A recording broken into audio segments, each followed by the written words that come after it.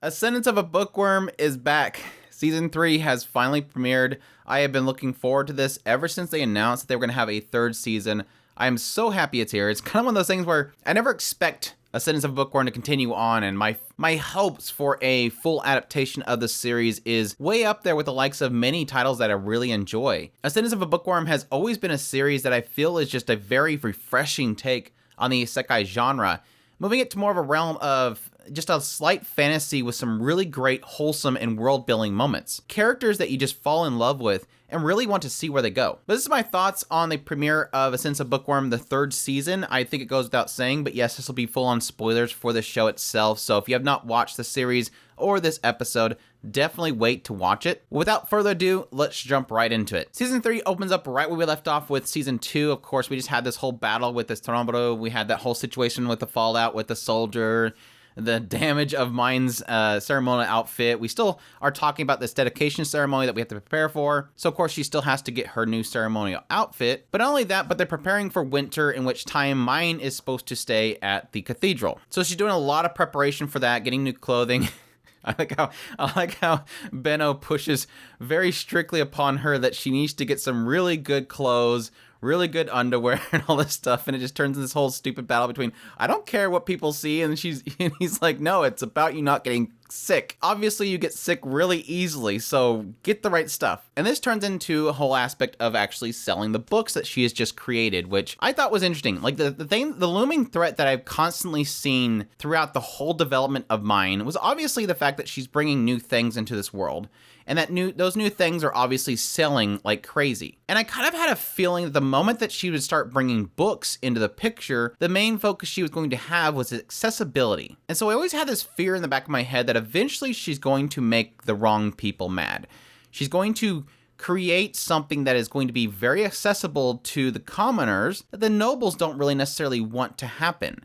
There's both an aspect of greed, but also control. One of the biggest things that's always been in history involving this whole thing is to keep the commoners not smart, so they never rise up against the nobles. The nobles are obviously the ones that hold knowledge, and they hold all this stuff that nobody else will have. And yes, also kind of an aspect of accessibility of such knowledge.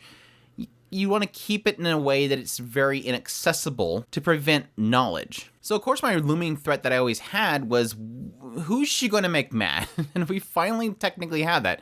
As her book gets out there, she needs to sell these books to get the money to buy all these garments and be prepared for winter. Nobles get a hold of it.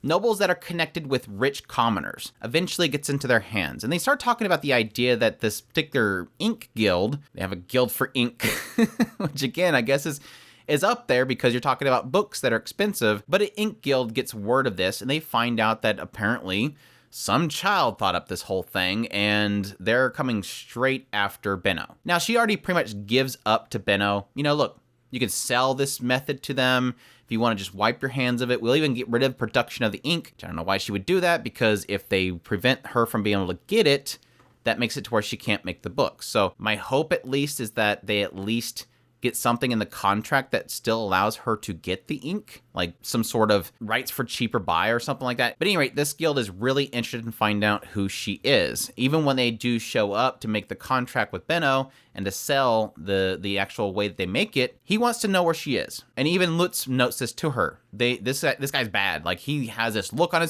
he says he looks meaner than Benno. This is a bad dude. And he even goes and attacks Lutz. And I kind of am a little bit miffed by this point. I honestly was really hoping that we'd find out what happened with Lutz. It just shows a guy confront Lutz in a alleyway, and then it cuts straight to somebody's taking care of Lutz, don't worry about it, but they're after you. It doesn't really necessarily say what happened to Lutz. What is Lutz here? What did the guy tell Lutz is the real problem I had.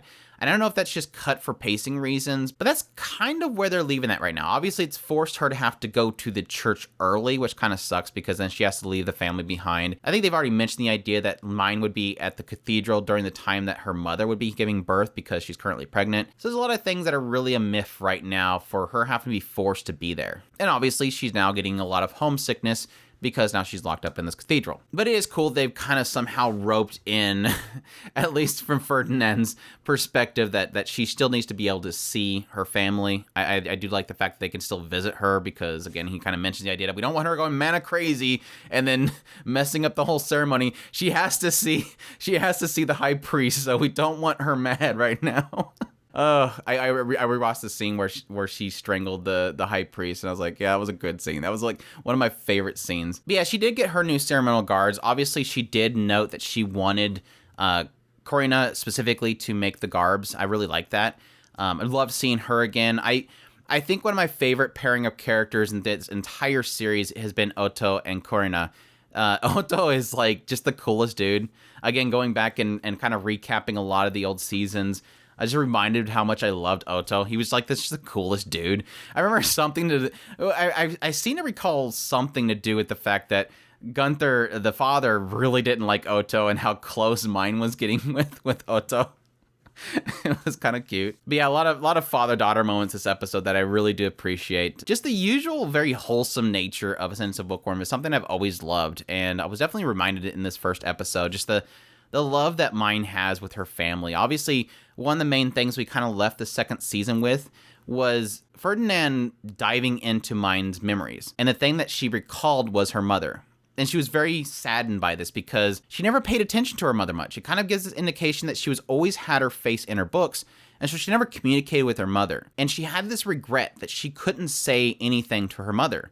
Like, she didn't have that last conversation to say goodbye to her mother, and so it kind of left it with that. But those memories were kind of lingering in Mine's mind to the point that when she was at the dinner table with, her entire family in this new world, she said something to the effect of, "I'm sorry," to her mother. And obviously her mother here is like, it's okay, what are you talking about? But she has this brief moment of realizing, I have a new family right now. I need to focus on this family. So I love that aspect is still kind of lingering, even in this first episode. You still get that sense that she really does love her family. And the things that she kind of seen with Ferdinand diving into her mind hasn't changed that. It hasn't caused a divide with her family, but only strengthened it. Another section of this episode was around Johann at Blacksmith that created the tools they use for the wood carving. And essentially he has come to mind to say, hey, amongst everything you're dealing with, become my patron. I need a patron to go from being an apprentice to being an official blacksmith. And apparently nobody else wants to be his patron because he's too picky. And so Mine takes this as an opportunity, and everybody knows it's coming. Everybody's like, oh, here we go. Mine takes this opportunity to basically rope him into creating a very difficult task, and that is to create metal letter typing. And that essentially is to create all these individual character rods for each character of the alphabet, multiples of each of them, because you're going to be using them to make an entire page worth of printing. That sounds terrible. That sounds like an extremely tedious task for at least how Johann's going to have to. Johann doesn't have a mass production machine to make these things. He's going to have to do them by hand, so he agrees to it. So apparently she's going to start creating actual typeset things that she can actually do normal printing, not carve printing. And I think that's going to be an interesting little route there. But apparently they roped that in. Had a little cute little interaction after that with, her having Benno do the co-signing for it. It was cute little interactions, thinking that it was her father, and they just kind of go back. I would never raise a child this airheaded. I would leave home if it was my father. Just really cute, really cute. But additionally, Frida has already kind of given her an idea for her next book. Obviously, a lot of these books are focused on the religion itself, but she specifically wanted to see a book about the seasonal gods and their kindred spirits. So I'm really curious if they'll get more into that. I think they've kind of touched a little bit on it, but it'd be cool to kind of see a little bit more into this world. At least the lore and the religion and everything kind of being seen through the eyes of kind of these limited experiences with certain groups or ceremonies, so to speak. And the final two scenes we have, well, one is the father of Mine saying that literally he's going to protect Mine his own way. Like, these darn nobles, I'll take them out if I have to. Like, Dad's not happy. But not only that, but we see a brief shot of somebody making a business deal with somebody that was connected with the whole Ink Guild. Now, slight spoiler here. Nothing to do with the source material. I have not touched the source material. The PV. Sadly, I think the PV kind of spoils this scene. And so for those that did not check out the PV, you don't have to go check it out. But I'll just say that I'm not too worried about this scene. All I can say is that I believe that based on the PV, and the PV's got like a brief, like 3-second clip at the end of this character. I'm assuming this is going to be his introduction. Like, this is going to be the big thing he does to introduce himself, and I think it's going to be cool. I think it'll be a really cool way for us to find out what kind of person this character is, and really, in a sense, kind of shows a little bit about the church itself. Or it could just be specifically him working alone, but it might give us an insight into how the church will handle a situation like this. Obviously, mine's in danger, and so it seemed like somebody's working in the background to kind of nip it in the bud.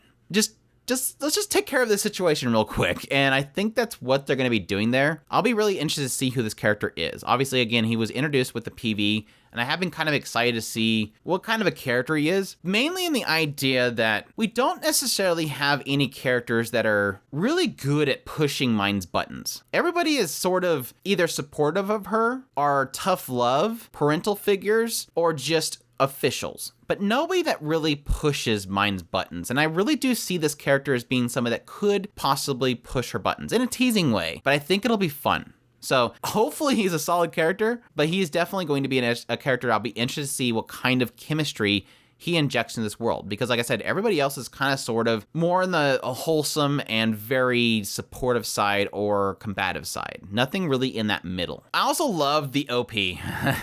Now, chop it up as my love for Nao Toyama. Of course, she is known for roles like Yui Yuigahama from Snafu.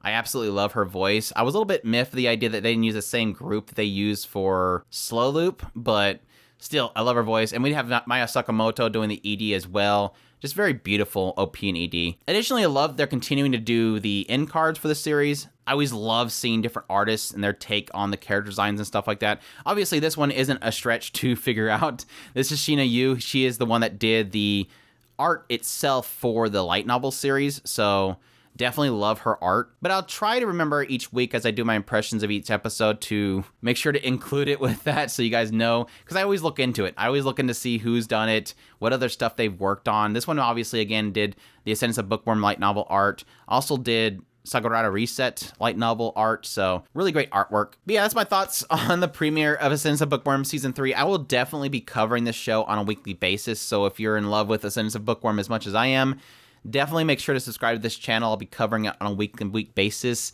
Just look for my videos every Monday. If things happen, it might come up on Tuesday, but I'll try on Mondays. But I'm definitely excited for the show to come back. Really looking forward to seeing where it goes from here, what they'll dive into with this particular season. And again, my huge dreams of them doing a full adaptation is definitely there. It's obviously going into the dedication ceremony, the winter of her being locked up in the cathedral, and possibly, again, maybe get more into this aspect of maybe the nobles not liking her spreading these books around so much. It seems like she is going full bore on this idea of doing actual mass production of books, and that's obviously going to upset people. And I'm curious if they're going to get enough into the noble side of things on their idea of pushing against the commoners having knowledge and books accessible to them. But we'll see. That's my thoughts. I hope you guys enjoyed this video. As always, if you did, leave a like down below. It does help us out. Comment. Let me know what you thought of the episode if you're going to be checking it out. I think this is one of the series that I suggest the most, and I get the most feedback of people saying I finally went out and checked it, and I loved it. I'm so happy that we have this group of people that is now joining us for Season 3. I think it's going to be fantastic. I am looking forward to it. As always, if you want to support us additionally, we have a Patreon link, a tips link down below, as well as a merch link there. We definitely appreciate everybody that supports us, and y'all take care.